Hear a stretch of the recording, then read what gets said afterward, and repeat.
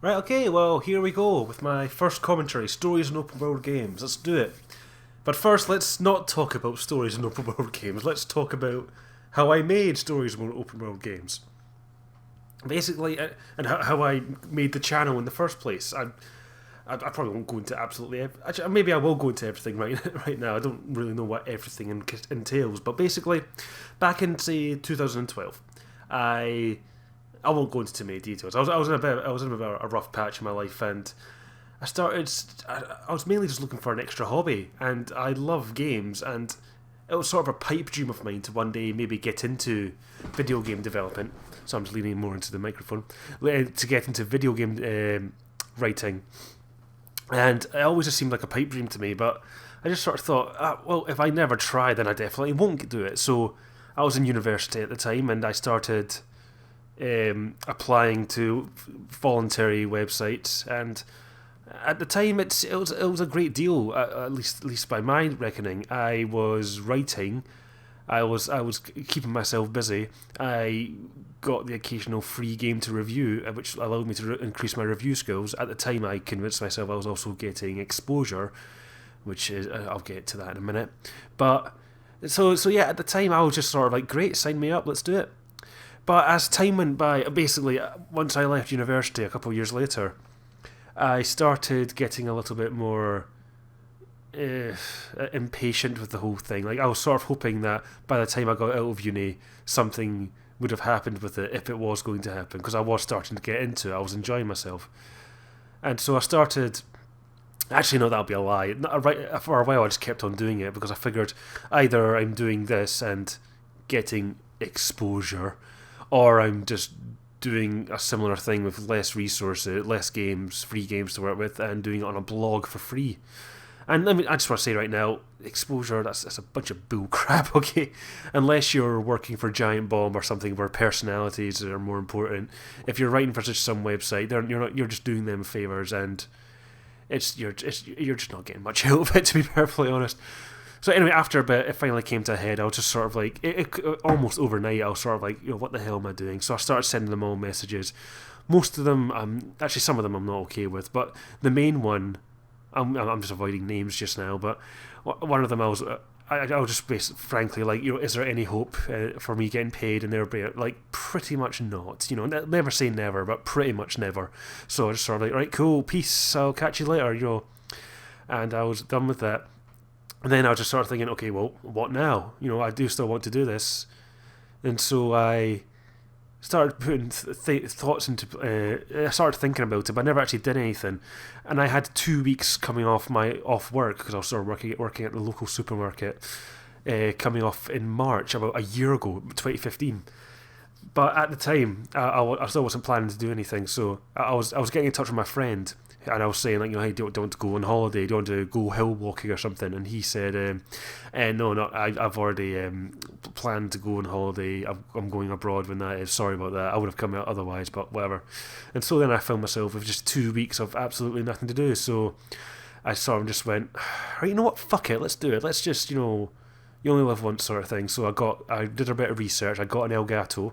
I got an Adobe, a year to Adobe, which I was quite annoyed to find that you can only get that to a subscription basis, but whatever. I downloaded Audacity.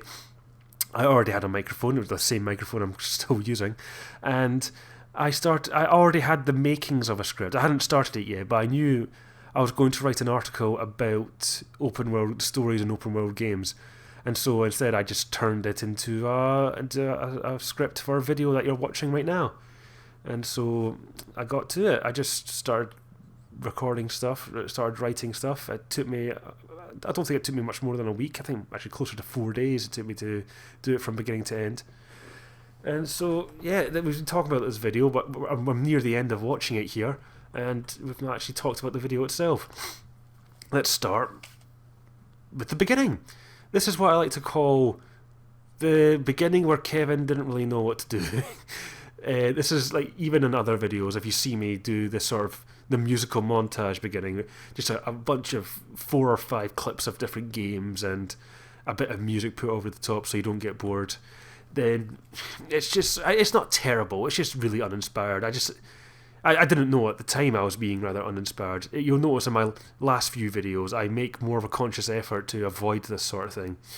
I'll usually try to be a little bit more creative about it, but at the time, and I suppose it's not terrible. That's a nice shot from the trailer. This shot makes me laugh because it's just so weird. It's just so, it's kind of boring. Just sort of float, even though he's on a parachute, just floating about. And this is a good shot. It has nothing to do with open world games, but it's a quite a nice shot of her spinning around. And yeah, so it's a fine intro. It gets the job done. Although something actually was okay. This is where I start talking. You can't hear it just now, but I'll be messing about with the audio. This is where I start talking, and I was very, very self-conscious about my voice, which is kind of funny to hear because I've had a lot of people complimenting me, saying I have a very nice voice, which is always nice to hear. But at the time, I was worried that I would sound too boring. I would be difficult to understand because of my Scottish accent, at least to people overseas. And so a mantra I applied to begin with was, there was two rules I applied: speak fast, speak clearly, just speak as quickly as you can, but enunciate as often as much as you can. And so I figured, even at the very least, if people find my voice boring, at least hopefully, as long as the script's interesting, I'm going to be moving forward with the script. I'm going to be talking about things that hopefully you're interested in hearing about. And another rule I had was, and not a rule, just something I did during editing, is to cut out my breaths. I've probably ruined all of my videos for you now because you'll be just listening for my breaths and laughing every time you hear one that I missed, that I forgot to edit out. Yeah, there's no real reason for me cutting out my breaths. I just did it for the sake of it. Okay, there's another. I'm going over this sort of disciplines and rules. One is that I try not to have the visuals be too distracting in that, oh, I'm obviously playing horribly, or I'm playing amazingly, or something to that effect. I try to keep it sort of, I almost said gender neutral, that too. I try to keep it, but I try not to make the visual too distracting. So why I chose this, I have no idea. I just find it really funny. I don't know why I put it in. Like the KJ of today would never have done this, but whatever. It's good fun. We're all enjoying ourselves. Right, Far Cry 3. I'll be talking more about the Reddit stuff later, but there was a comment on Reddit where someone was like, "Oh, why is he referencing Far Cry 3? That had a great story." I agree. I really like the story in Far Cry 3. I really like this character, but the point I was making is that despite the story being really enjoyable, I still found myself putting it off. I'm just doing the other stuff instead. I wasn't really that interested in doing it. Excuse me, I'm just going to take a sip of water. I don't usually get too hung up in comments, but that was like near the beginning. I was young. I was idealistic. Speaking of being young and idealistic, I'm going to mess about with the volume just now. Why is this? Well, it might have something to do with the fact that when you've given the player an interesting expanse...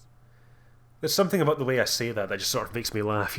It might have something else borderline like condescending. It's just quite simple and condescending. I don't know. It just makes me laugh. Right, you have to excuse me for a second. I've got actually some notes here that I want to make sure I don't forget anything. This I like. I'm actually quite proud is maybe a strong word, but I'm happy with this because another discipline I work by is that they just assume that your audience is only half listening or whatever. So this means that I always, even if they're only half listening, the visuals mean that the visuals are hopefully at least compensating for the other half, if you understand what I'm saying. So together, you understand what's going on. I'm talking about the two different mindsets, so it's not too flashy, the editing, it's nothing too fancy going on. It's just quite happy with that. And yeah, more Just Cause. I don't know why the Just Cause footage is just making me laugh so much today. It's just so weird. Just the way he sort of ragdolls about in his parachute. I don't know. Oh yeah, there's a bit coming up that I was a little apprehensive about. Maybe that's a strong word. Where I shoot the boar with an AK or a machine gun or whatever. That's a good shot. I like this when all of a sudden it cuts to me flying through the air. I think that's really cool. And the next shot is shooting it when, if anyone who's played Far Cry 3 and 4 knows that you don't shoot the animals, you shoot them with a bow and arrow if you're going to kill them. That way you get more meat, you get more resources. Oh, okay. I'm going to stay quiet for a second just so you can hear this. Travel points or any sort of tangible reward is enough to take.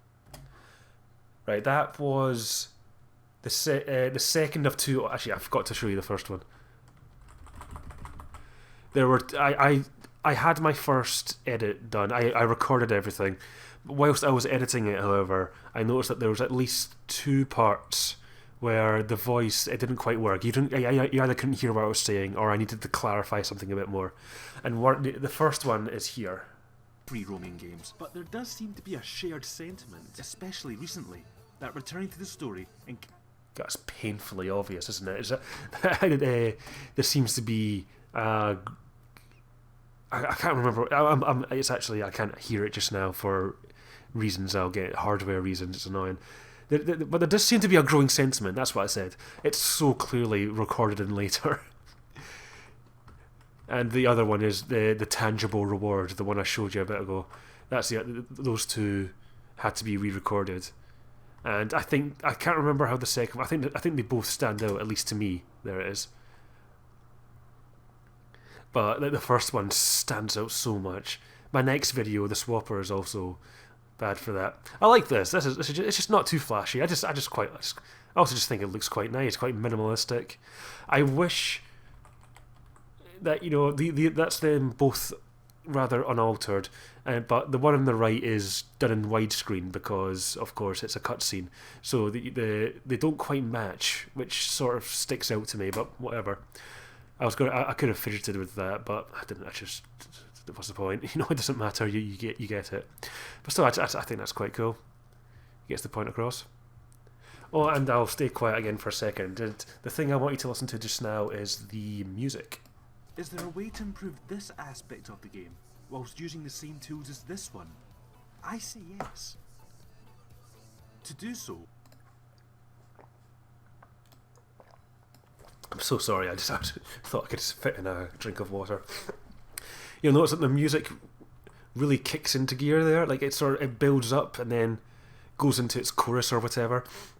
When I did the first draft of this, the editing, like when I was during this bit, when I say yes, like the music built to that point, and during my first draft anyway, and I was like, oh, that's awesome. That's quite exciting. This is getting me interested, and I wrote this, But then when I went back and I re-recorded those 2 lines, the tangible and the other one, the Shadow of Mordor one, it ruined the timing of it. It meant that it threw the music off a bit.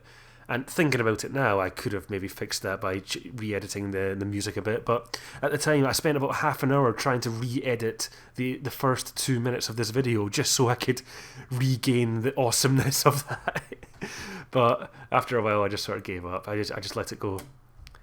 And now here's footage of the Hulk, because why not? It's got everything to do with what we're talking about, just smashing things up. That's a good shot. It's almost like a wide-angle lens or something. And I like this shot as well. Again, in the mindset of half listening, half watching. If you're only half listening to me talking about, you're building a relationship with the world, then I didn't actually mean to do that when I was recording it. And when I was editing, I left the space blank. I wasn't sure what to do. Then I was like, hey, that fits. That's how half my videos work. I have some audio cues where I know what visuals I want to go with it. The rest I leave sort of blank. Much like the beginning and the ending, for instance, and this was one of them. And it's so satisfying when you find a bit of footage that just clicks right into place. You know it when you see it. So yeah, here we go. Right, this is. I don't know if shame is the word I'd use. Shame. But you would notice at the bottom right-hand corner of the screen, some of you probably already sussed this. This is not my footage. And I really, really try to avoid doing this whenever I can. Grand Theft Auto 5's level select thing is begrudgingly bad. Like, that's just I'm going to get off topic for a second. Like Grand Theft Auto sort of feel like that. Like whenever you play their game, their GTA 3 or San Andreas, you're sort of like, oh, why can't I just restart the mission? Why can't there's so many things like that going on in them, and it feels like in sequels when they put them in, it's so begrudgingly so. They'll do it, but they won't be happy about it, and their level select feature is no such is not an exception.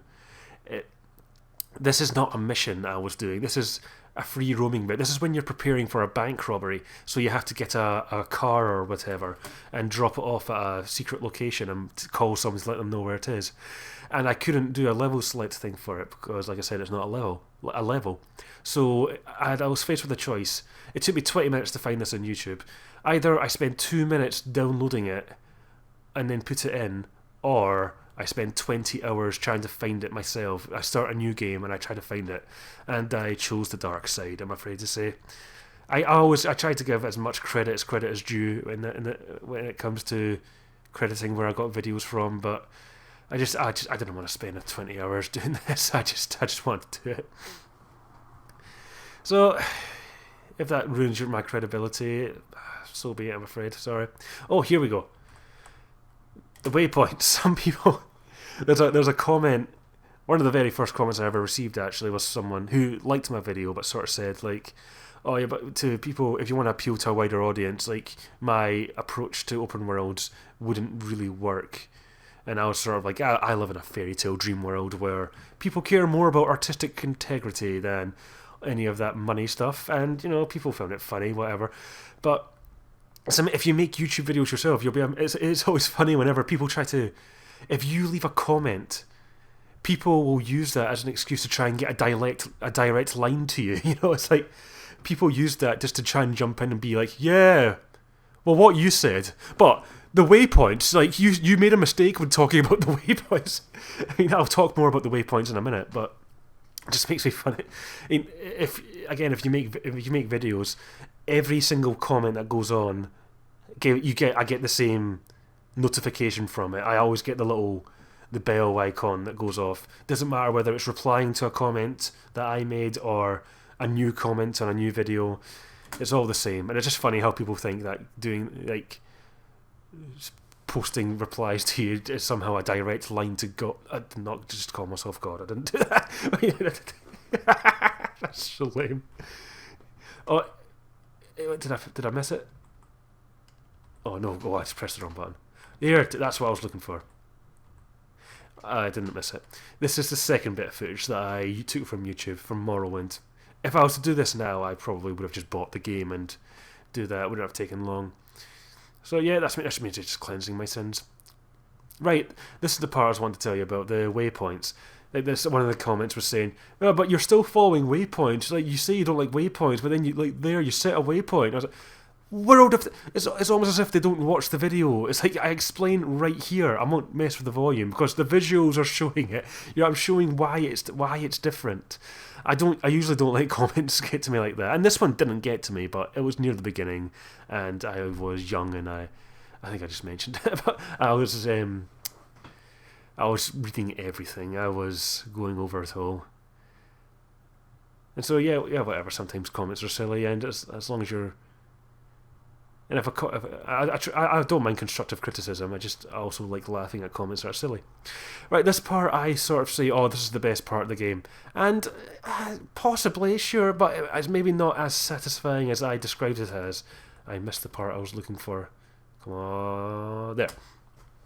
If you've not made it to this part of the game, all that happens is that getaway vehicles are stored at certain locations, and you're shown where they are on the map. But that's not very helpful because then you just have to find the exact. You're not told where it is. You're just shown a picture of it on the map, which seems very counterintuitive, but whatever. And yeah, and it's decent in how it asks you to interact with the world, but it's not that great. It's just, I don't know. I quite like interacting with the world because I find the mission structure in Grand Theft Auto games so boring, just following waypoints. And the fact that this time it's sort of like, oh, you have to go for a wee sort of treasure hunt. I appreciate it. Right, okay, I'm going to pause here for a second, scrub it back. You'll notice here that it looks quite. I didn't mean to pause it there, but it's as good a place as any. This is. You can usually tell, at least in this video, what the difference between recording from a console and recording on a PC is. On the console, it looked lovely. It looked like this. On the PC, you can see the corner, the edges. It looks. It just. I don't know why the Elgato HD 60 and the Elgato HD. For some reason, when you're recording PC footage, it always just leaves little black borders, and I don't know why. I don't know if it's a fix, but what I did to fix it was, just on Adobe, I resized the image to 109%, and I don't know, maybe there was a better way of doing it. I've since upgraded to the Elgato HD 60 Pro, and that solves the problem for me. I didn't really solve the problem. I just got better hardware. So it also looks a little washed out to me. Maybe that's just me. Maybe it's just a placebo thing. Whatever. Oh yeah, almost forgot. That's a little cameo for my flatmate Bill at the bottom right hand corner. Again, like the Just Cause 2 thing. I have no idea why this is here. I shouldn't have. That's the classic. That's the epitome of the distracting visual, you know. And then follow this up by me trying to remove it whilst recording footage. I don't know why I kept that in. I have no idea, but I'm kind of glad I did. I should have. I don't deliberately make mistakes, but yeah. Metal Gear Solid 5 Ground Zeroes ran weird. You can see at the very, very bottom right, you can see sort of the quarter icon. The loading, the cursor was always loading for some reason. It was really weird. Sorry, I think my neighbours just made a noise. The Phantom Pain ran a lot better, but whatever. In this bit here, I talk about, not every game needs to have it. You know, what about these games? These are just about smashing things. I don't necessarily agree with that. I think I was just being somehow. I think that was just my way of saying, not every game needs to be the same. Excuse me. But if you've got an open world, like every game is the same. You just follow waypoints. You know, if everything's going to be the same, at least let me interact with your world. You know. So, yeah. So I'm nearing the end here. I'm gonna have a quick look through my notes, make sure I've talked about everything that I want to talk about.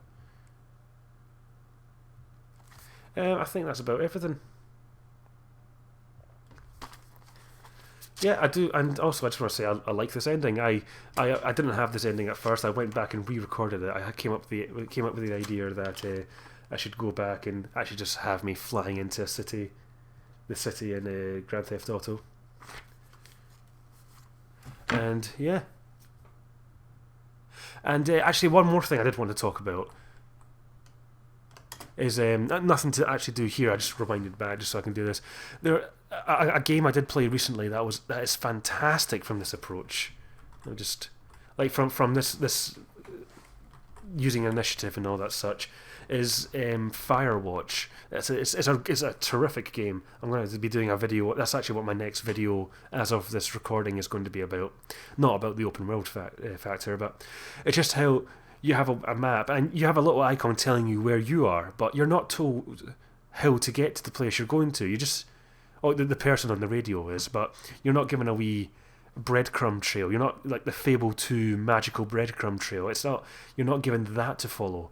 It's just you're just asked to figure it out. And towards the end of the game, like there's a part where you have to get from one end of the world to the other, and instead of just following a breadcrumb trail, I was barely looking at the map after a while. I sort of thought, oh yeah, I could go through the Death Canyon, then I can go through the cave, a shortcut, and then I could do this. And you know, it was really exciting to be like, exciting. I would use the word exciting. I was going to say I was maybe overdoing it, but it was exciting to be like, oh yeah, I'm interacting, I'm doing this. I'm not just being told what to do. I'm doing this, and it was great. You know, I really don't see why more games won't. And it's me looting a body for some reason. I don't know why I included that footage. It's as good as any, I suppose. And yeah, I think that Firewatch thing was the last thing I wanted to say. You know, that feeling of it like a taxi driver. That covered it. And yeah, I like this ending. It's nice enough. And of course, like I said earlier, I like to try and give credit where credit's due. The Asan Halhajri, I don't know if I pronounced that right, probably not. That was the Grand Theft Auto footage, and Gamerzak was the other one, the Morrowind footage. I'm not going to do this for every video, but I just thought, while it's here, I might as well mention it. And I think that'll do us. Thanks a lot for watching, and see you guys next time.